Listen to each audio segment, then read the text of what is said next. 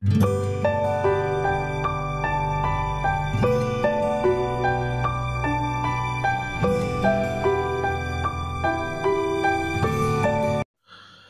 all, welcome back to another lecture of engineering thermodynamics, and in this video we will be doing with some numerical problems based on Clausius inequality.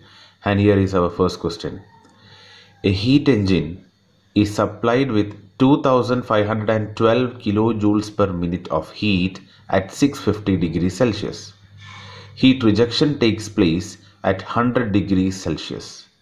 Specify which of the following heat rejections represent a reversible, irreversible or impossible result. First one, 867 kilojoules per minute.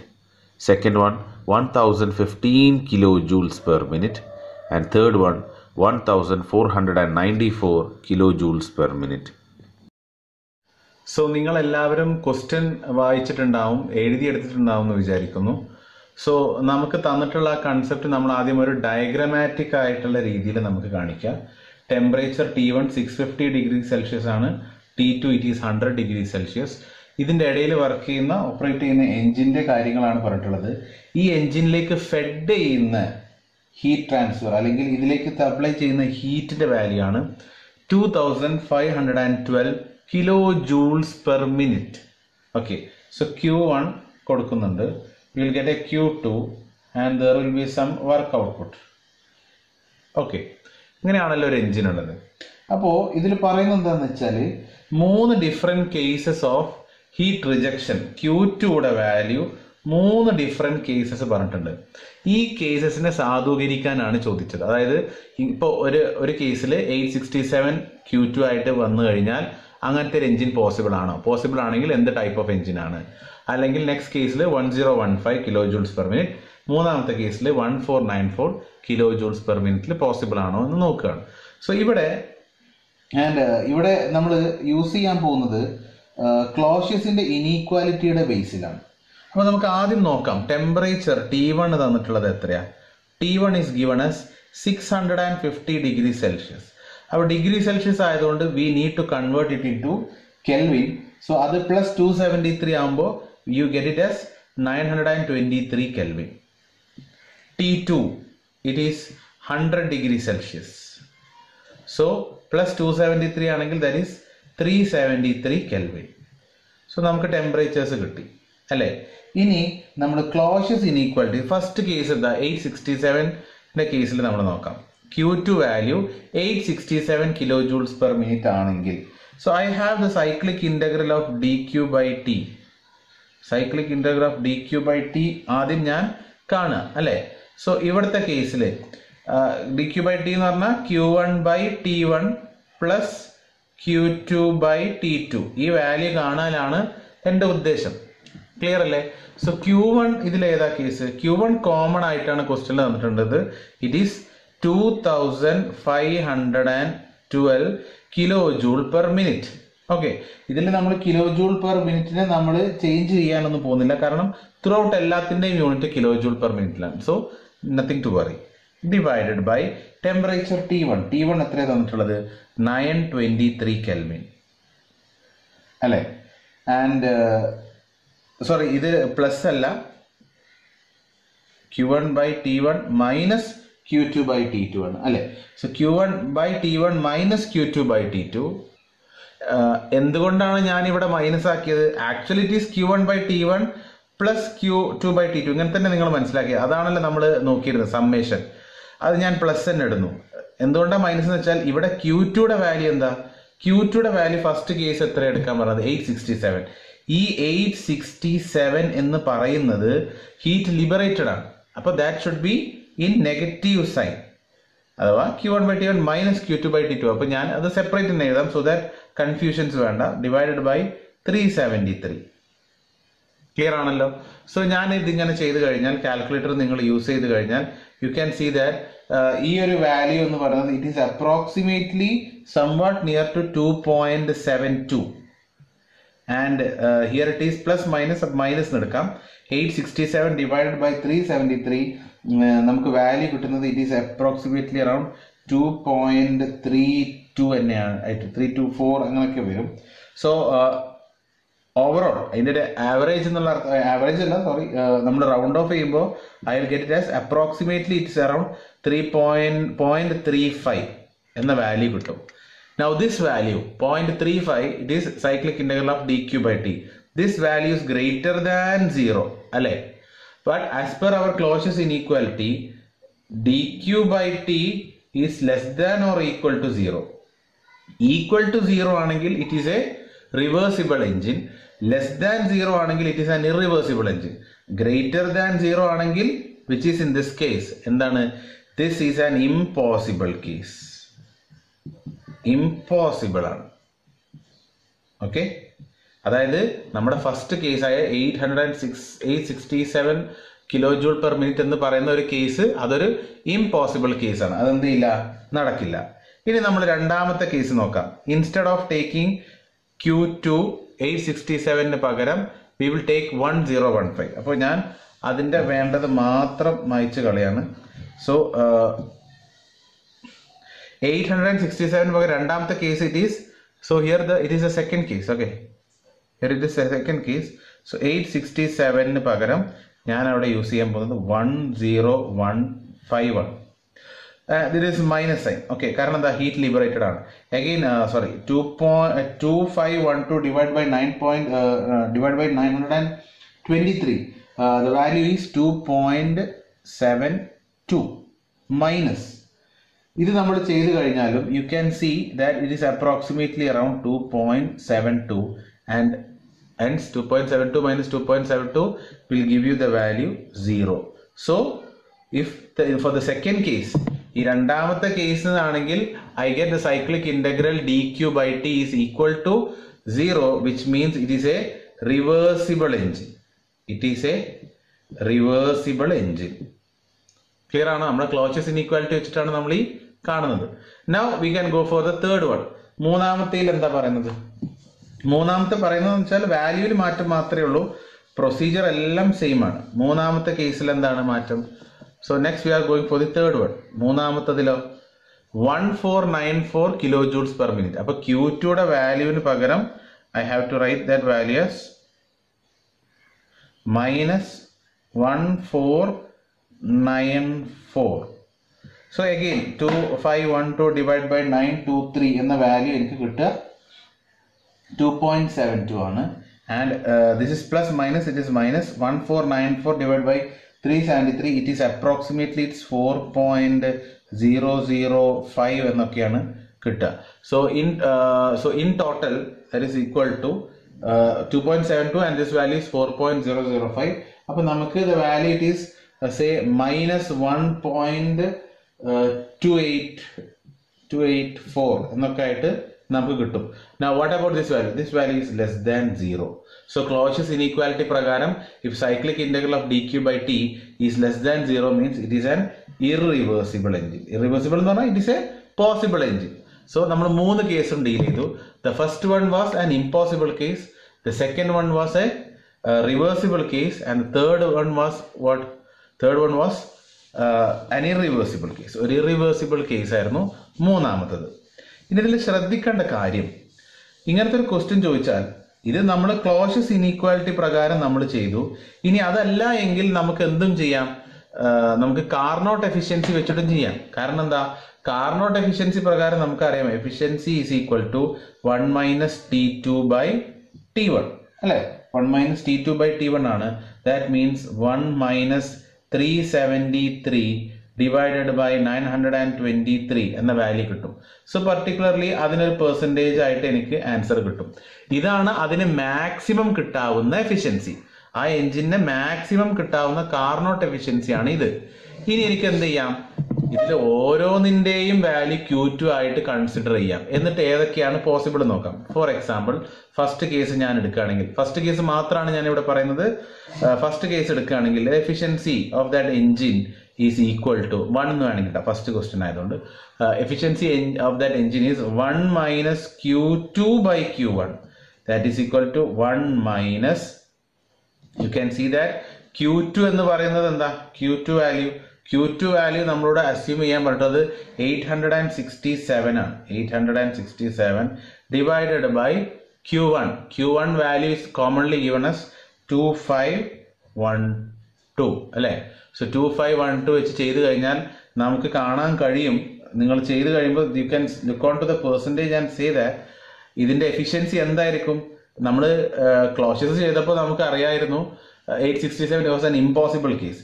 അപ്പോൾ normally എന്ത് സംഭവിക്കുന്നു വെച്ചാൽ ഇവിടുത്തെ Carnot എഫിഷ്യൻസിനെക്കാട്ടിലും കൂടിയ ഒരു efficiency ആയിരിക്കും ഇവിടെ കിട്ടുന്നത്. അത് ഞാൻ കാൽക്കുലേറ്ററിൽ ഒന്ന് നിങ്ങൾ കാൽക്കുലേറ്റ് ചെയ്ത് കഴിഞ്ഞാൽ കറക്റ്റ് വാല്യൂസ് കിട്ടും.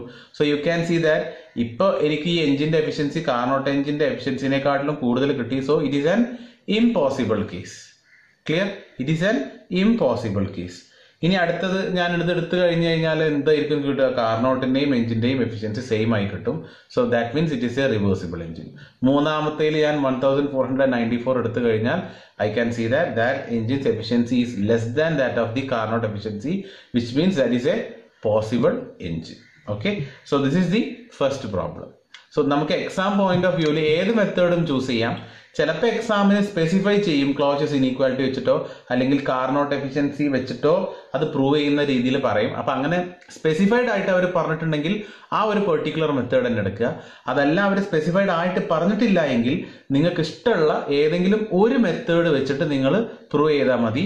ആൻഡ് ക്ലോഷ്യസ് ഇനീക്വാലിറ്റി ആയിരിക്കും കുറച്ചുകൂടെ ഒരു വാലിഡ് എന്നല്ല, രണ്ടും വാലിഡ് തന്നെയാണ്, പക്ഷെ കുറച്ചുകൂടെ ഈസിയർ ക്ലോഷ്യസ് ഇനീക്വാലിറ്റി വെച്ചിട്ടായിരിക്കും.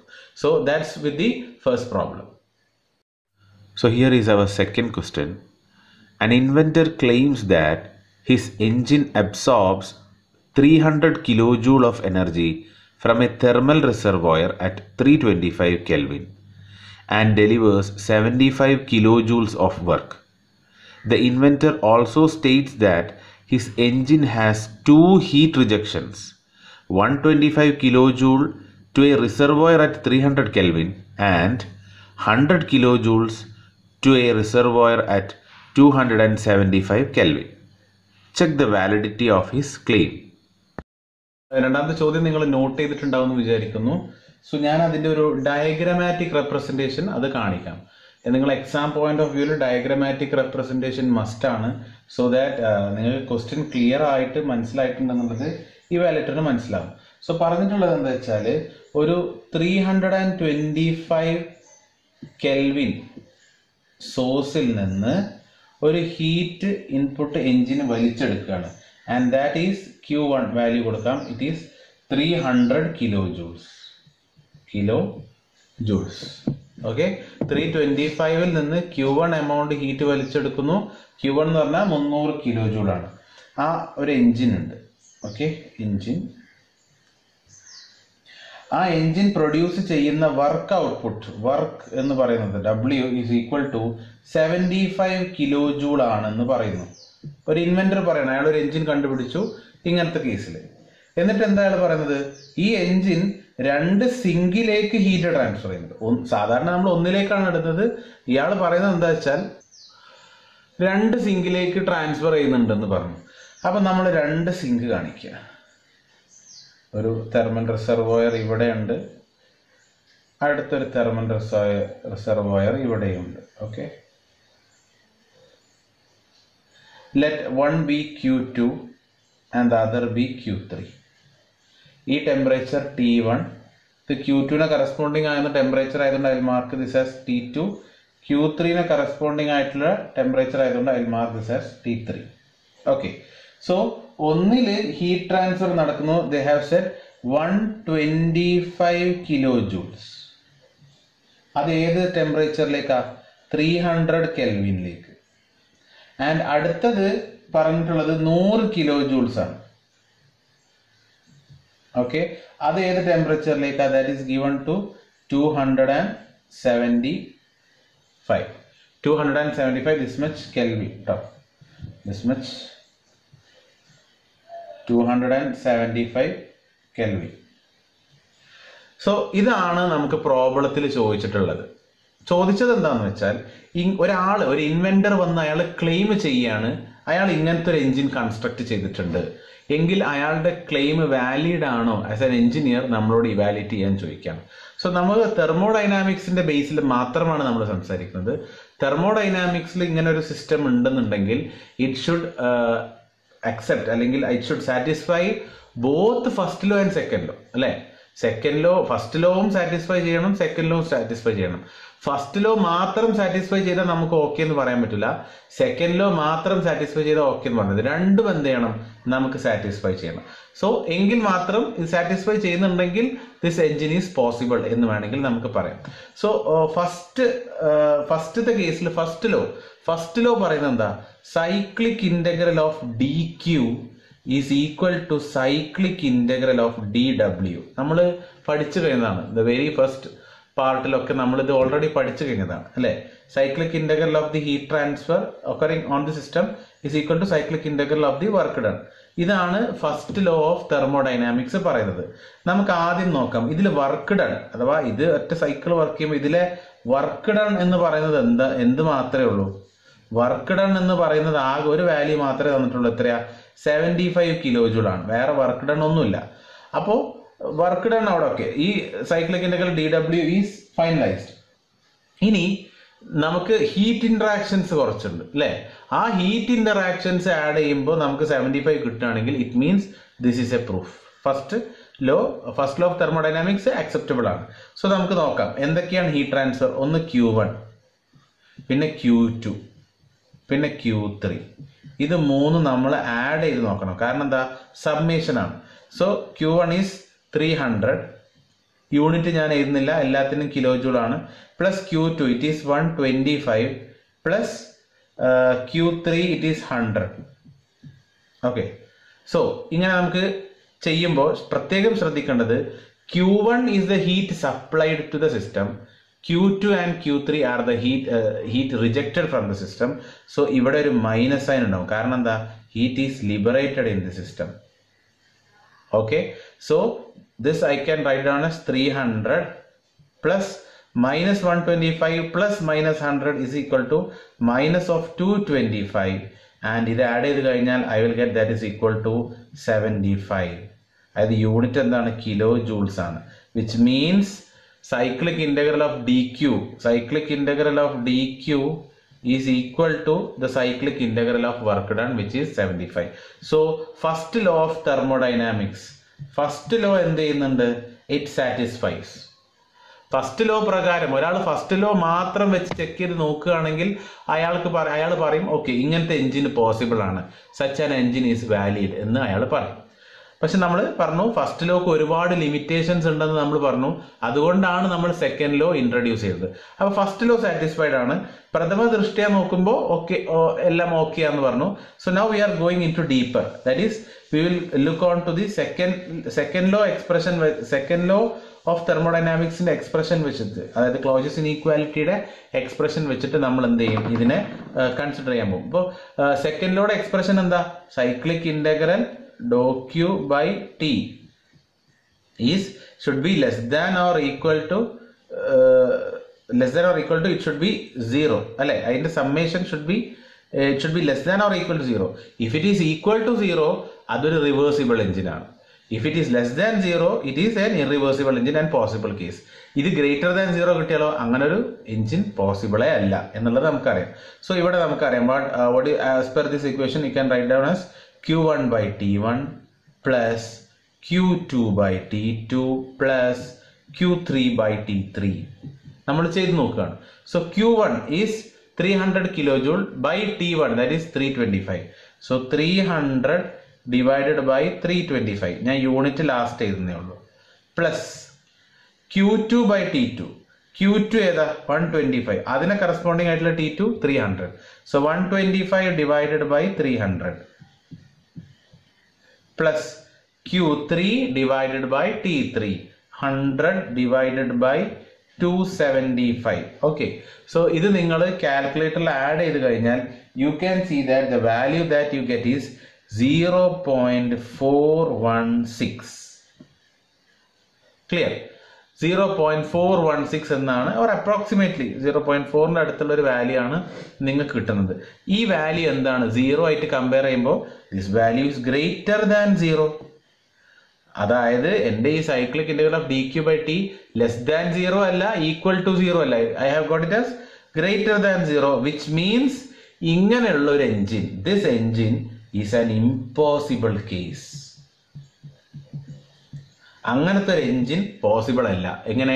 ഈ ഒരു തെർമൽ റിസർവോയറിന് ഹീറ്റ് വലിച്ചെടുക്കുകയും ഈ ഇതേ വാല്യൂ ഉള്ള രണ്ട് തെർമൽ റിസർവോയേഴ്സിലേക്ക് ഹീറ്റ് റിജക്ട് ചെയ്യുകയും ആ ഹീറ്റിന്റെ വാല്യൂ 300ഉം 125 100ഉം ആണ്, ആൻഡ് വർക്ക് പ്രൊഡ്യൂസിങ് 75 ആണെങ്കിൽ ഇങ്ങനെ വർക്ക് ചെയ്യുന്ന ഒരു എൻജിൻ പോസിബിൾ അല്ല. അതായത് നമ്മുടെ ക്വസ്റ്റ്യനിൽ ചോദിച്ചത് ആ ഇൻവെന്റർ ക്ലെയിം ചെയ്തതിനെ ജസ്റ്റിഫൈ ചെയ്യുന്നതാണ്. ആ ഇൻവെന്റർ ചെയ്യുന്നത് എന്താ? നമ്മൾ ലാസ്റ്റ് വേണമെങ്കിൽ നമുക്കൊരു സെന്റൻസും കൂടെ അങ്ങനത്തെ പ്രോബ്ലത്തിൽ എഴുതി വെക്കാം. Inventor have raised a false claim. അയാളുടെ ക്ലെയിം ട്രൂ അല്ല, അയാളൊരു നുണയാണ് പറഞ്ഞിട്ടുള്ളത്. ഇറ്റ്സ് എ ഫേക്ക് ക്ലെയിം എന്നോ അല്ലെങ്കിൽ ഫാൾസ് ക്ലെയിം എന്നോ എന്ത് വേണമെങ്കിലും പറയാം. ഇപ്പൊ ഇത് എഴുതിയത് നിങ്ങൾക്ക് രണ്ടും ഫാൾസും ഫേക്കും ആയിട്ട് വായിക്കാം, രണ്ടിന്റെയും അർത്ഥം ഒന്നായതുകൊണ്ട് പ്രശ്നമില്ല. So inventor have raised a false claim. അയാൾ പറഞ്ഞ ക്ലെയിം തെറ്റാണ്. കാരണം അങ്ങനെ ഒരു എൻജിൻ എന്തല്ല, പോസിബിൾ അല്ല. Because as per second law of thermodynamics cyclic integral of dq/t should be less than 0 or equal to 0, but here we have got it is greater than 0, which means such a cycle is impossible. So ഈ ഒരു problem നമുക്ക് second law of തെർമോഡൈനാമിക്സിന്റെ ഇമ്പോർട്ടൻസിനെ reflect ചെയ്യാം. അഥവാ first law of തെർമോഡൈനാമിക്സിന്റെ deficiency എന്താണെന്നുള്ളത് ഈ ഒരു പ്രോബ്ലത്തിൽ മനസ്സിലാക്കും. കാരണം ഒരാൾ പറയാണ് ഞാൻ ഇങ്ങനത്തെ ഒരു എഞ്ചിൻ ഉണ്ടാക്കിയിട്ടുണ്ട് എന്ന് പറഞ്ഞു കഴിഞ്ഞിട്ട് ഒരു എഞ്ചിനീയർ ഫസ്റ്റ് ലോ പ്രകാരം നോക്കിയപ്പോൾ അത് ഓക്കെയാണ് എങ്കിൽ അതിന് അങ്ങനത്തെ ഒരു പ്രൊജക്ടിന് സാങ്ഷൻ കൊടുത്താൽ അല്ലെങ്കിൽ മോണിറ്ററി ഫണ്ട് കൊടുത്തു കഴിഞ്ഞാൽ അത് അയാളുടെ ഒരു ഫേക്ക് ക്ലെയിം ആണ്, ആ പൈസ പോവും അല്ലേ. സോ ആ ഫസ്റ്റ് ലോന് എന്തുണ്ട്? അതിന്റെ ഒരുപാട് ലിമിറ്റേഷൻസ് ഉണ്ട്. കാരണം അതിന് ഡയറക്ഷൻസ് കാര്യങ്ങളൊന്നും അതിൽ കൺസിഡർ ചെയ്യുന്നില്ല എന്ന് നമ്മൾ വിശദീകരിച്ച് പറഞ്ഞിരുന്നു. സോ സെക്കൻഡ് ലോ എഫിഷ്യൻസി നോക്കുമ്പോഴാണ് കുറച്ചുകൂടെ ഇന്നർ ഡെപ്തിൽ നമുക്ക് കാര്യങ്ങൾ മനസ്സിലാവുക. So in this case the inventor which he have claimed with this particular engine, it is a false claim. Here is the third question. A reversible heat engine receives heat from two thermal reservoirs maintained at constant temperatures of 750 Kelvin and 500 Kelvin. The engine develops 100 kilowatts and rejects 3600 kilojoules per minute of heat to a heat sink at 250 Kelvin. Determine thermal efficiency of the engine and heat supplied by each thermal reservoir. നിങ്ങൾ third question not ചെയ്തിട്ടുണ്ടാവും വിചാരിക്കുന്നു. ഇത് കുറച്ചും കൂടെ typical ആയിട്ടുള്ള കുറച്ചുകൂടെ ഒരു problem, inner ഡെപ്തിൽ പോകുന്ന പ്രോബ്ലമാണ്. അതുകൊണ്ട് ശ്രദ്ധിച്ചിരിക്കുക. സോ ഇവിടെ പറഞ്ഞിട്ടുള്ളത് എന്താ വെച്ചാൽ ഒരു റിവേഴ്സിബിൾ എൻജിൻ ഉണ്ട് അല്ലെ, ഒരു റിവേഴ്സിബിൾ എൻജിൻ ഉണ്ട്.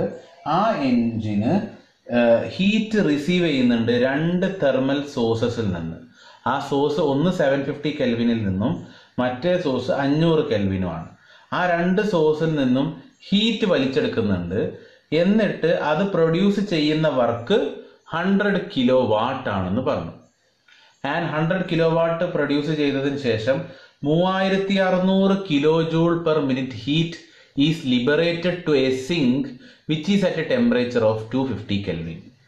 അങ്ങനെയാണെങ്കിൽ അവർ ചോദിക്കുന്ന ഒന്നാമത്തെ ചോദ്യം ഈ എൻജിൻ്റെ എഫിഷ്യൻസി എത്രയാണ്, തെർമൽ എഫിഷ്യൻസി എത്രയാണ് എന്നതാണ് ഒന്നാമത്തെ ചോദ്യം. രണ്ടാമത്തെ ചോദ്യം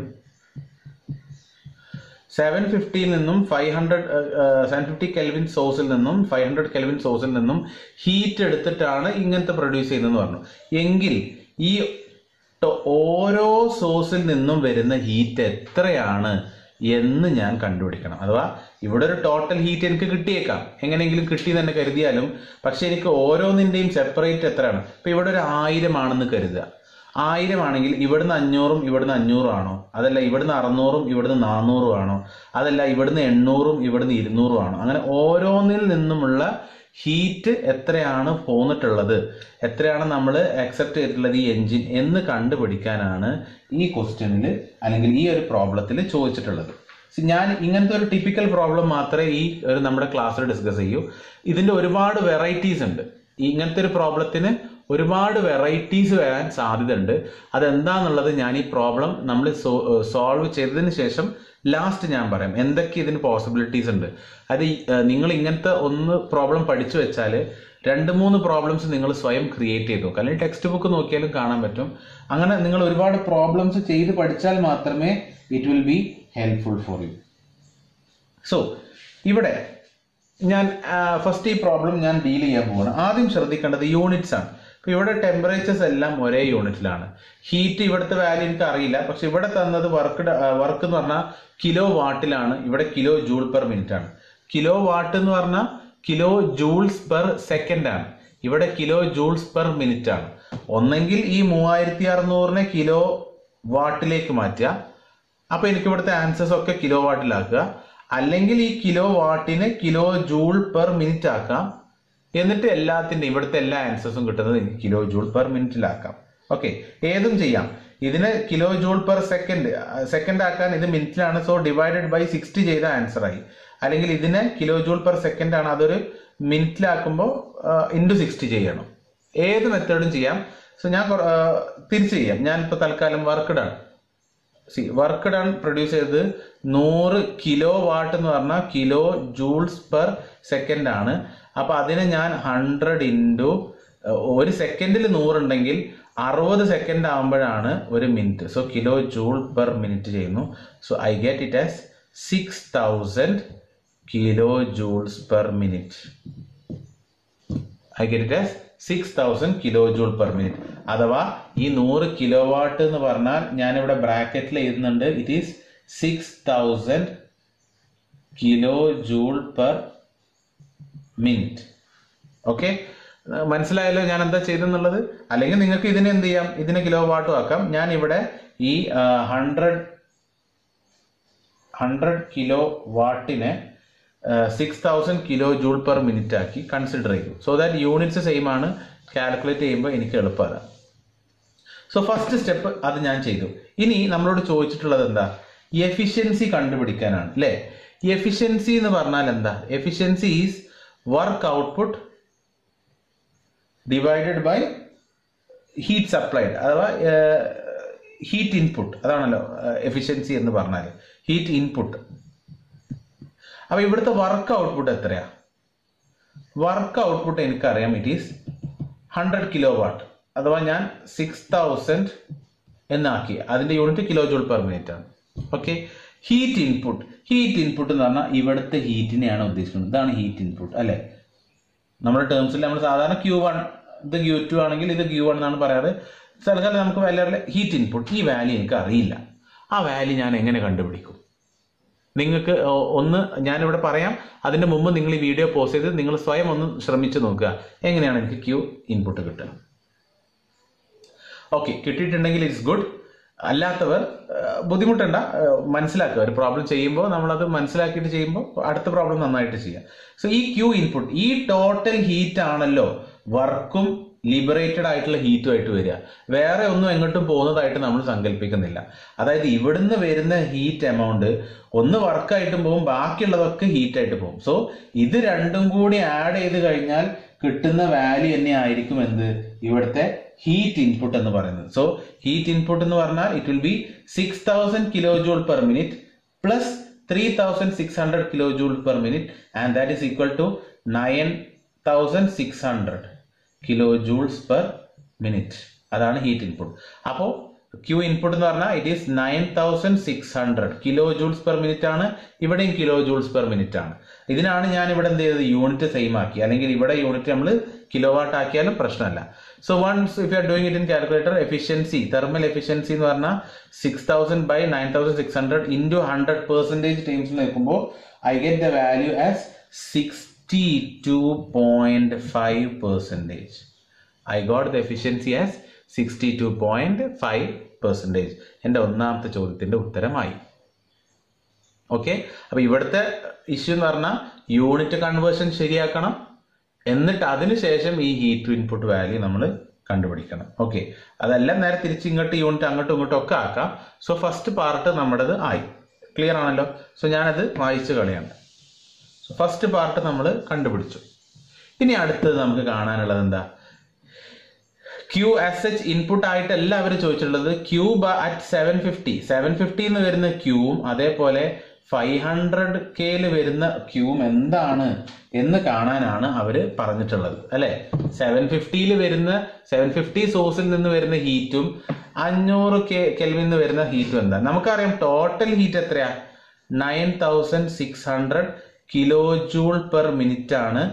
ഇതിന് രണ്ടും കൂടെ കൂട്ടിയാൽ കിട്ടുന്ന വാല്യൂ 9600 ആണ്. എങ്കിൽ ആ 9600 എങ്ങനെ സ്പ്ലിറ്റ് ചെയ്തിട്ടാണ് വരുന്നത് എന്നാണ് നമ്മൾ കാണിക്കേണ്ടത്. അതിനാദ്യം നമ്മൾ എന്ത് ചെയ്യണം എന്ന് വെച്ചാൽ നമ്മൾ സങ്കല്പിക്കുക, ഇവിടുന്ന് വരുന്ന 750 കെൽവിനിൽ നിന്ന് വരുന്ന ഹീറ്റ് എമൗണ്ട് ക്യൂ ആണെന്ന് സങ്കല്പിക്കുക. സം അൺനോൺ വാല്യൂ ക്യൂ എനിക്കറിയില്ല. ഓക്കെ, 750യിൽ നിന്ന് വരുന്ന എമൗണ്ട് ക്യൂ ആണെങ്കിൽ 500 കെൽവിനിൽ നിന്ന് വരുന്ന എമൗണ്ട് ഹീറ്റ് എത്രയായിരിക്കും? നമുക്കറിയാം ടോട്ടൽ വരുന്ന heat 9600 kilo joule per minute ആണെങ്കിൽ അതിൽ 750 എന്ന് വരുന്നത് Q kilo joules per minute ആണെങ്കിൽ ബാക്കി ഇവിടുത്തത് എനിക്ക് എങ്ങനെ എഴുതാം? I can say it is 9600 minus Q. എനിക്ക് അങ്ങനെ പറഞ്ഞൂടെ? അതായത് ഇവിടുന്ന് ക്യൂ വരുന്നുണ്ടെങ്കിൽ ഇവിടെ ബാക്കി 9600 എന്നുള്ള 9600 നിന്ന് ക്യൂ എമൗണ്ട് കുറച്ചതിന് ശേഷമുള്ള ബാക്കി എമൗണ്ട് ആയിരിക്കും എന്ത് ചെയ്യുക എനിക്കിവിടെ വരിക. ക്ലിയർ ആണോ? ടോട്ടൽ 9600 ആണ്. സോ ഇവിടുന്ന് ക്യൂ ആണെങ്കിൽ ഇവിടെ ബാക്കി 9600 ക്യൂ. ഇത് നിങ്ങൾക്ക് തിരിച്ചും അല്ലെങ്കിൽ ഇത് ക്യൂ എടുത്തിട്ട് ഇത് വേണമെങ്കിൽ 9600 ക്യൂ ആക്കാം. No problem. ക്ലിയർ ആണോ ഞാൻ പറഞ്ഞിട്ടുള്ളത്? So what I have assumed that ഇവിടുന്ന് ക്യൂ എമൗണ്ട് ഓഫ് ഹീറ്റ് വരുന്നു, some unknown value I don't no.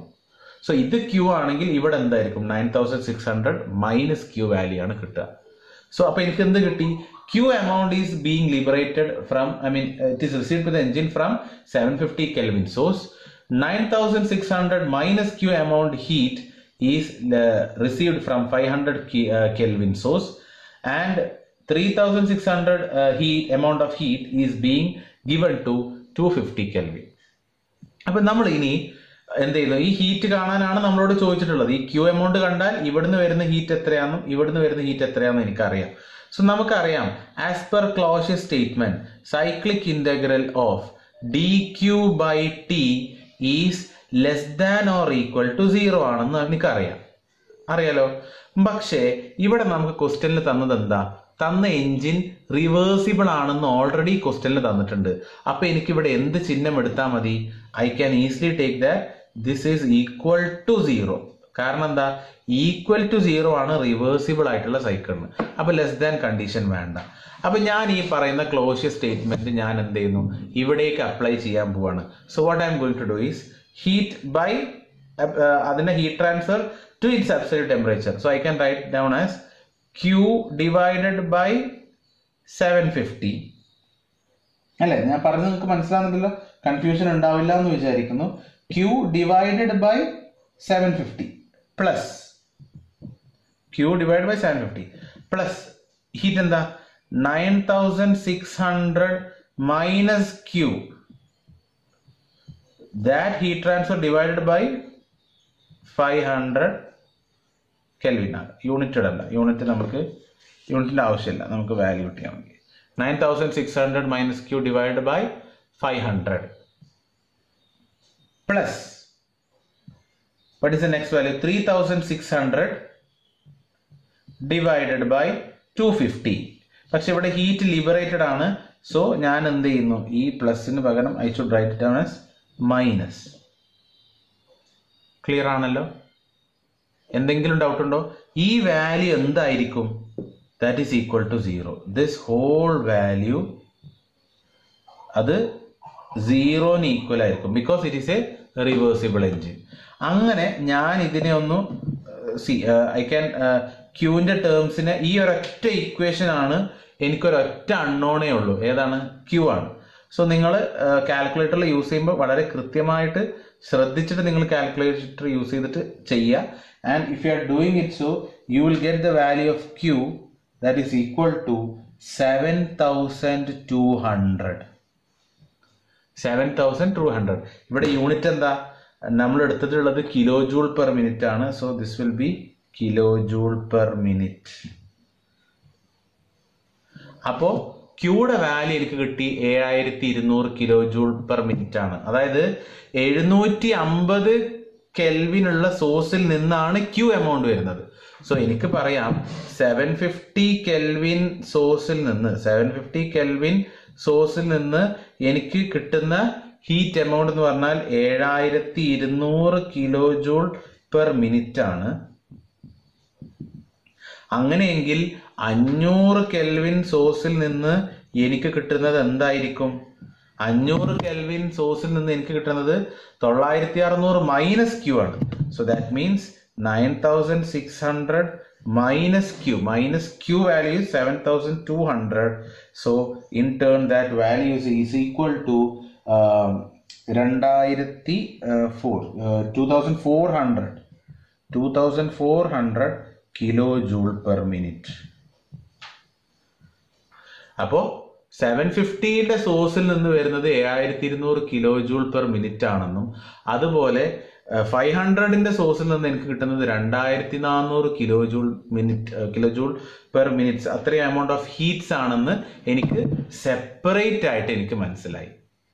Okay, so this is all with this problem. ഇനി ഞാൻ നേരത്തെ ഈ പ്രോബ്ലത്തിന്റെ തുടക്കത്തിൽ പറഞ്ഞത് ഇതിന് പല വേരിയേഷൻസ് ഉണ്ട്. ഓക്കെ, ഇതിന്റെ പല വേരിയേഷൻസ് ഉണ്ട്. ഞാൻ ഈ ഡയഗ്രാം മാത്രമാക്കിയിട്ട് നമ്മൾ ഈ എഴുതി വെച്ച കാര്യങ്ങളൊക്കെ മായ്ക്കുകയാണ്, സോ ദാറ്റ് നിങ്ങൾക്കൊരു ക്ലാരിറ്റി കിട്ടാൻ വേണ്ടിയിട്ട്. ഓക്കെ, ഇതിപ്പോ ഞാൻ ചെയ്ത ഒരു പ്രോബ്ലം. ഇനി ഇവിടെ നിങ്ങൾക്ക് ചെയ്യാവുന്നത് ഇതൊരു ഒരൊറ്റ ടൈപ്പ് പ്രോബ്ലം ആണ്. ഇതിനി വേണമെങ്കിൽ തിരിച്ചാക്കാം. അതായത് ഒറ്റ ഹീറ്റ് സോഴ്സിൽ നിന്ന് ഹീറ്റ് വലിച്ചെടുക്കുന്നു, എന്നിട്ട് 2 ഡിഫറെന്റ് സിങ്കിലേക്ക് കൊടുക്കുന്നു, എന്നിട്ട് ചില കണ്ടീഷൻസ് തന്നിട്ട് നമ്മളോട് ഓരോ സിങ്കിലേക്കും പോകുന്ന ഹീറ്റ് ട്രാൻസ്ഫർ എത്രയാണ്, എഫിഷ്യൻസി എത്രയാണ് എന്ന് വേണമെങ്കിൽ ചോദിച്ചേക്കാം. അല്ലെങ്കിൽ വേറൊരു കേസ്, ഇവിടെ 2 സോഴ്സ് തരുന്നതിന് പകരം 3 സോഴ്സ് ആക്കാം. ഇവിടെ 3 സോഴ്സ് ആക്കാം, ഇവിടെ ഒറ്റ സിങ്ക് ആക്കാം. ഇവിടെ 3 സോഴ്സ് ആക്കാം, ഇവിടെ 2 സിങ്ക് ആക്കാം. അതല്ലെങ്കിൽ ഇവിടെ ഒറ്റ സോഴ്സ് ആക്കാം, ഇവിടെ 2 സിങ്കോ 3 സിങ്കോ ആക്കിയിട്ട് പ്രോബ്ലംസ് അത് കൂടുതൽ വേണമെങ്കിൽ കോംപ്ലക്സ് ആക്കിയിട്ട് മാറ്റാം. സോ ഇപ്പൊ ഞാൻ ഈ ഒരു ടിപ്പിക്കൽ പ്രോബ്ലത്തിൽ എന്താ ചെയ്തത്? 2 സോഴ്സും ഒരു സിങ്കും ആണ് ചെയ്തത്. അപ്പൊ നിങ്ങൾ സ്വയം ഒരു വാല്യൂസ് എന്തെങ്കിലും കണ്ടുവച്ചിട്ട് റാൻഡം ആയിട്ടൊരു വാല്യൂ എന്തെങ്കിലും കണ്ടുവച്ചിട്ട് you just try it out. Reversible ആണെന്ന് നിങ്ങൾ സങ്കല്പിച്ചിട്ട് അങ്ങോട്ട് നിങ്ങൾ പ്രോബ്ലംസ് ചെയ്ത് നോക്കുമ്പോഴേ അറിയുള്ളൂ. സോ എന്ത് ചെയ്യാം, ഇവിടെ 2 സിങ്കും ഒരൊറ്റ സോഴ്സുമായിട്ട് നിങ്ങൾ സങ്കല്പിക്കുക. അതല്ലെങ്കിൽ ഇവിടെ 3 സോഴ്സസ് സങ്കല്പിക്കുക. സോ 3 സോഴ്സസ് സങ്കല്പിക്കുമ്പോൾ കുറച്ചുകൂടെ കോംപ്ലക്സ് ആയിട്ട് മാറും. കാരണം ഇവിടെ ഇപ്പൊ നമ്മൾ ക്യൂ കണ്ടു, ഇവിടെ ഇനി അടുത്തത് എന്താ നമ്മൾ കാണാം, 9600 മൈനസ് ക്യൂ കണ്ടു. അപ്പൊ മൂന്നാമത്തേന് നമ്മൾ എന്ത് ചെയ്യും, ആ വാല്യൂ മൈനസ് അടുത്തൊരു വാല്യൂ കൂടെ വരും. സോ കുറച്ചുകൂടെ കോംപ്ലക്സ് ആയിട്ട് മാറും. ചിലപ്പോൾ വേറെ എന്തെങ്കിലും വേരിയേഷൻസ് ആയിരിക്കും പ്രോബ്ലത്തിൽ തരിക. സോ ഒരുപാട് വെറൈറ്റീസ് ഈ ഒരു സെറ്റപ്പിൽ നിന്ന് തന്നെ ചിലപ്പോൾ നിങ്ങൾക്ക് പോസിബിൾ ആണ്. ചിലപ്പോൾ നിങ്ങൾക്ക് എക്സാം പോയിന്റ് ഓഫ് വ്യൂവിൽ എന്തെങ്കിലും ഒരു ഇക്വേഷൻ തന്നിട്ട് ഇത് പ്രൂവ് ചെയ്യാനോ അങ്ങനെ എന്തെങ്കിലുമൊക്കെ തരാൻ സാധ്യതയുണ്ട്. ഇങ്ങനത്തെ ഒരു സിസ്റ്റം തന്നിട്ട് prove that Q1 by T1 divided by of T1 minus T2 by T1 എന്നൊക്കെ പറഞ്ഞിട്ട് എന്തെങ്കിലും ഒരു ക്യൂവും ടീന്റെയും റിലേഷൻ വെച്ചിട്ട് ഒരുപാട് പ്രോബ്ലംസ് നിങ്ങൾക്ക് അങ്ങനത്തെ രീതിയിൽ ചിലപ്പോൾ എക്സാമിന് ക്വസ്റ്റ്യൻസ് വന്നേക്കാം.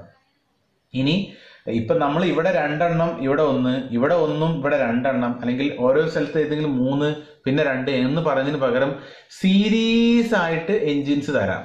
സീരീസ് ആയിട്ട് എൻജിൻസ് തന്നിട്ട് ഓരോന്നിന്റെ എഫിഷ്യൻസി അങ്ങനത്തെ കാൽക്കുലേഷൻസ് ഒക്കെ പോസിബിൾ ആണ്.